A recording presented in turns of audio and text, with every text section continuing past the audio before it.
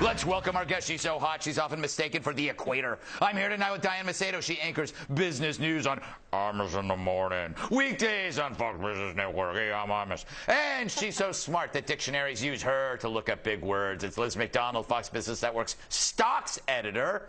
And in Romania, he's considered a stick. It's my repulsive sidekick, Bill Schultz.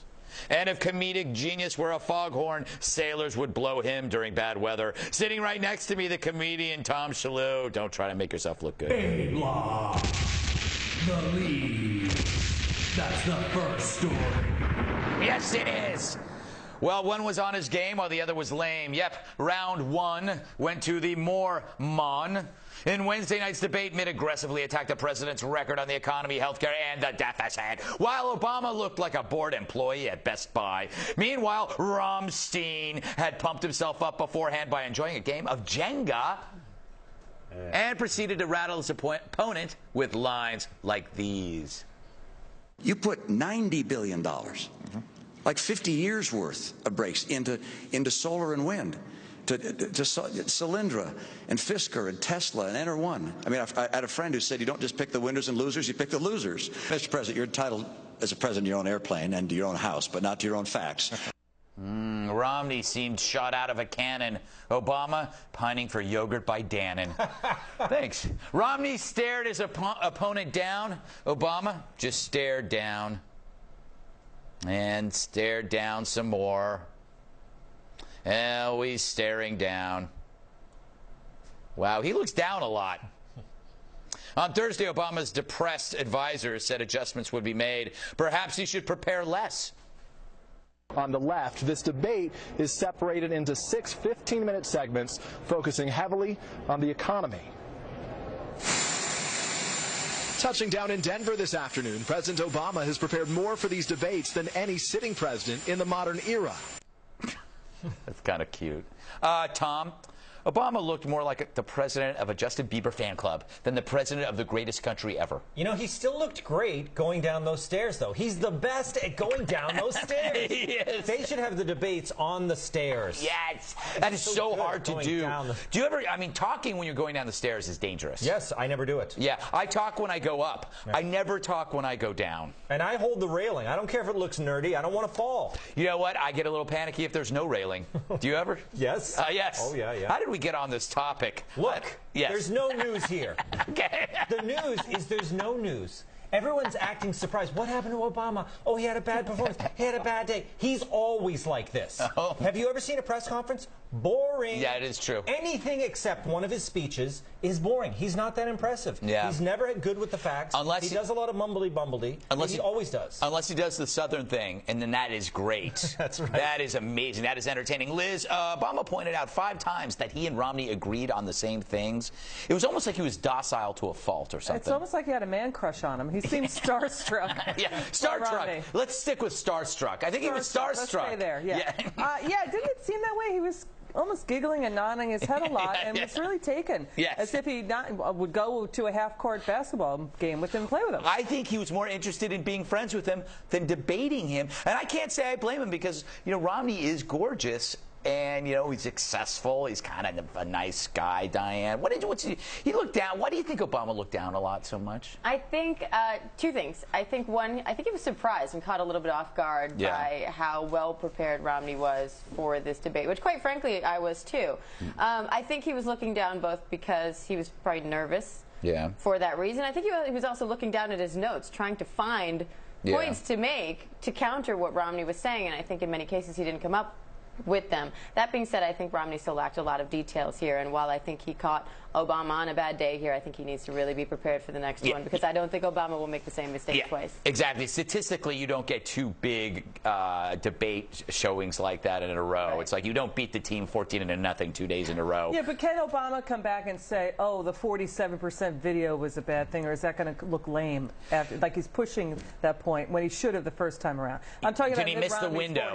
Did he miss the window? I don't even think it's about Bain or the 47%. I mean, whenever you're doing a debate like this, you're spewing out that many facts, you're bound to make a few mistakes. And Romney made them last night, but Obama missed every single one. Bill?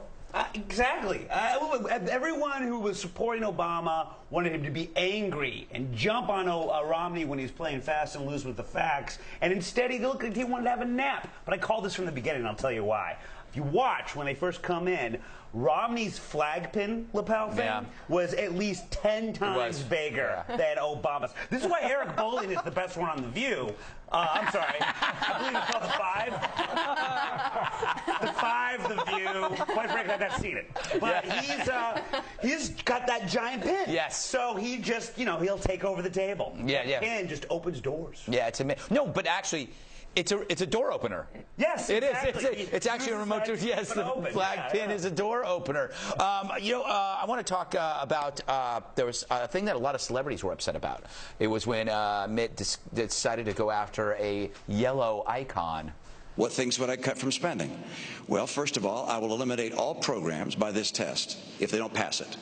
Is the program so critical it's worth borrowing money from China to pay for it? And if not, I'll get rid of it. Obamacare is on my list. I apologize, Mr. President. I use that term with all respect, by the way. Good. Okay, good. So I'll get rid of that.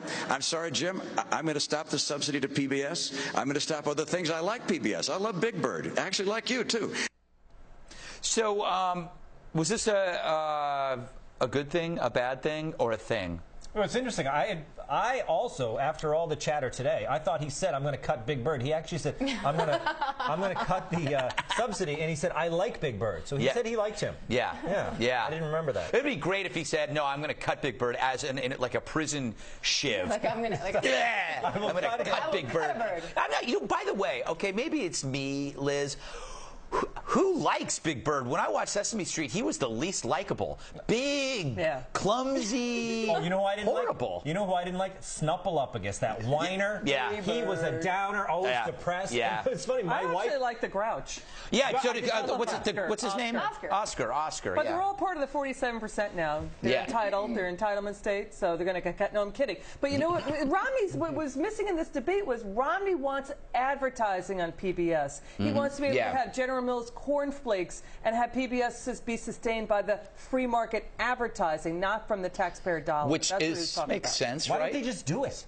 I don't know. You're asking somebody who didn't do the research. They always pause and they go to those people selling the mugs and the umbrellas. Just sell a couple of Big Birds on there. Exactly. Make their money back like that. Congress has tried to do that several times, or the Republicans at least have, but it gets voted down every time they try. It is a marginal issue, Bill, but it is still money. Is it a margarine issue or a marginal? He is yellow. I am hungry, yes. And if you want to really shiv Big Bird, you got to go into the soft underbelly. A lot of people don't realize this. There's no one here. Oh, really? Yes, yeah. That's how they do the puppet area right there. PBS is a non-issue. It's like they get 3% of their funding from the government. Yeah. They'll just have more annoying drives if the government gets rid of them. Like I don't even understand why that. But they should fend for themselves like everybody else. They're going to have more PBS... like 70s era kind of shows, which is awesome. Big bands. I actually like them. I love old PBS. Or Judy Collins. Judy Collins. See, I watch it. Mr. Rogers. I loved Mr. Rogers. You kind of look like Mr. Rogers. Actually. I mean, it's true. When you see him putting on his sneakers. Listen, that's why I feel I'm special. It's all because of him. All evidence to the contrary, I still think I'm special, and it comes because he used to lean in and say, "It's not the things you wear, Tom Shalhoub. It's you." I want to show this new DNC RNC ad. It's called, I guess it's called The Smirk. You said you cut the deficit in half. It's now 4 years later. We still have trillion-dollar deficits. My view is that we ought to provide tax relief to people in the middle class. The people who are having a hard time right now are middle-income Americans. Under the president's policies, middle-income Americans have been buried. They're just being crushed. Middle-income Americans have seen their income come down by $4,300. At the same time, gasoline prices have doubled under the president. Electric rates are up. Food prices are up. Health care costs have gone up by $2,500 a family. If you're reelected, we'll get to a $1 trillion debt. I mean, you have said before you'd cut the deficit in half. In order to bring the cost of health care down, we don't need to have a board of 15 people telling us what kinds of treatments we should have. You know, the funny thing is, so that was an RNC ad showing President Obama smirking while Romney was talking. And it occurred to me in the break that this is just like a DNC ad that they did. And I was telling Tom this, that it's like where they showed it, and their point was that Mitt Romney was mean. So both the ad actually works for Romney and for Obama. Don't you think that was an amazing idea that I came up with, Tom, that you did not come up with? Well, we had this great discussion while that was running, but the ad is so similar. The DNC ad is supposed to make Romney look like he's interrupting and being mean and everything like that, but it looks great. It's interrupting Romney, the whole ad, and then at the end it comes up and it says, Mitt Romney, he's not nice, but it's a great ad for Romney. Do you think he was being rude, Bill? No, but I'll tell you, everyone calls that a smirk. And that is fundamentally wrong. Let me show you exactly what a smirk is. It's this. Yeah, you kind of look smug. That was a stiggle. That was absolutely a stiggle. A stiggle is when you stifle a giggle. So it looked like, if it may, it looked like Obama was thinking about something funny, but he couldn't laugh on live TV, so he's going like this.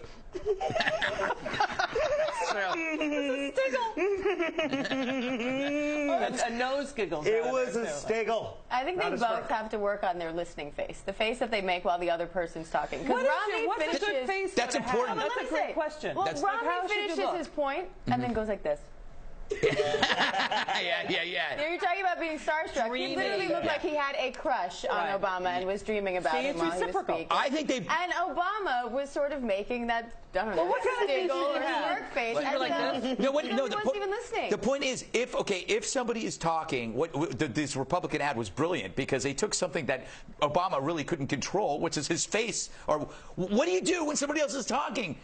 Yeah. What do you do? Because there is going to be a camera on you. You can't. Like, I would instinctively be picking my nose or doing something. It happens every halftime report. They have Andy on one side and me on the other. Whenever Andy's talking, I look like a dunce. Yeah. Well, actually, that's not the only time. But but they have coaches surrounding them to choreograph their every move. Yeah. Work on the listening. Do you ever coach a president? Work on you never tell him your real feelings. Well, you don't do what Gore did. Remember when Gore went, oh, that was great. That was actually when we got into the island. Hey, I want to talk about some of the odder media responses to the debate, and there were tons. Not literally a ton is 2,000 pounds, so I was exaggerating. Probably the funniest was current TV's Al Gore. For you kids out there, he used to be Secretary of Cats or something. Here's Gore's explanation for President Obama's suckiness. Obama arrived in Denver at 2 p.m. today, just a few hours before the debate started. Romney did his debate prep in Denver. Mm-hmm. When you go to 5,000 feet, exactly, and you only have a few hours to adjust. That's interesting. I don't know, maybe. Okay. This is impenetrably idiotic. Yeah. Because if the president wants to do his debate prep, also show up a day early. And by the way, if you're feeling tired, go get a 5-hour energy drink or get Starbucks coffee. Yeah, exactly. And by the way, he did do his acceptance speech in Denver in 2007? 2000? I can't remember. I wrote it down somewhere. It was 1982. 1982. Yeah. And he had no complaints then. You lied to me. 1982. No, I'm pretty sure it's 2008. 2008. Denver, 2008. Sacramento, 1982. I wrote pathetic. Al Gore is an inveterate hiker. He loves to hike up mountains. He knows a lot about the death zone and the lack of oxygen up there. So I think he might know what he's talking about. Seems like he's hiking up mountains of food. I don't understand why they even bother. He's still the incumbent. He's still popular, and there are more debates to come. Why do they feel to make up excuses like this? They just make it all worse. You know what I love about it? He started out, Al Gore, saying, I'm going to say something controversial, and then he went all serious. Stupid. I want to move on to Chris Matthews, who had the paramedics on high alert after a long rant about the president. But Tingles did have one good piece of advice for Obama. Watch more Fox News, I think. Where was Obama tonight? He should watch. Well, not just hardball racers should watch you. It should watch the Reverend Al. He should watch Lawrence. He would learn something about this debate. There's a hot debate going on in this country. You know where it's being held? Here, on this network, is where we're having the debate. We have our knives out. We go after the people and the facts. What was he doing tonight?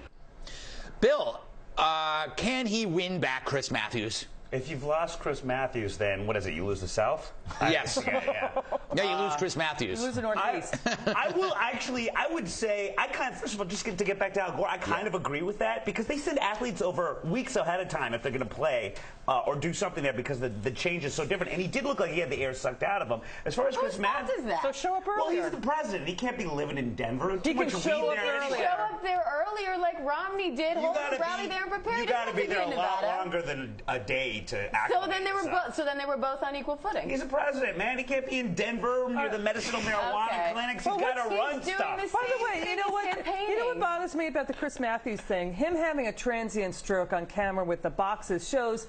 Are they doing journalism over there? Yeah. Why is he so emotionally tied to this, and why is he so upset? He was broken. He was a broken man. They all looked like they were suffering altitude sickness. Yes. After the debate. Well, Chris Matthews, the commentator, it's not like he's a regular reporter who goes out there and pretends to not be biased. Yeah, but that was pretty hardcore. Wait a second. Hang on. He was saying if he wants the facts, he should be watching us. But if he wants the facts, then report the facts and don't be so emotionally involved in it. I'm tired of facts. Is everyone tired of facts?